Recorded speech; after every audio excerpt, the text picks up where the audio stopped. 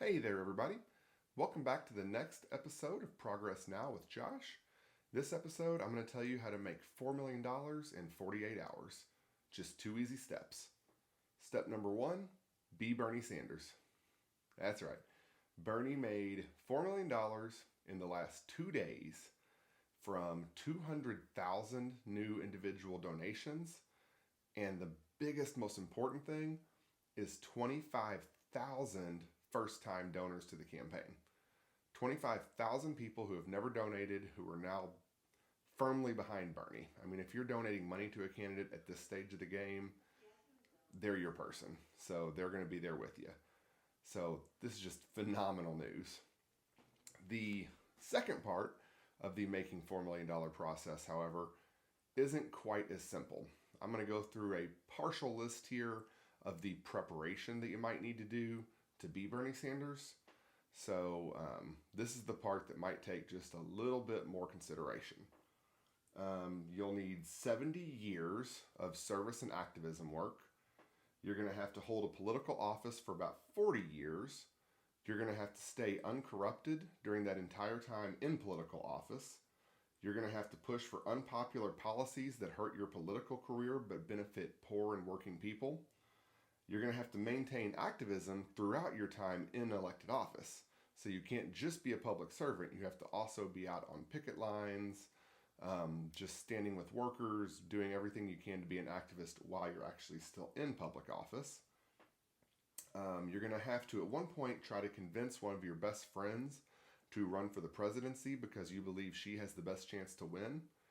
And when you find out she doesn't have the political courage to try to run, you're going to have to run yourself. This is going to be very unpopular. No one in your own community, none of your associates are going to like you for this, but it's just what you have to do to get this preparation necessary. You have to create a movement.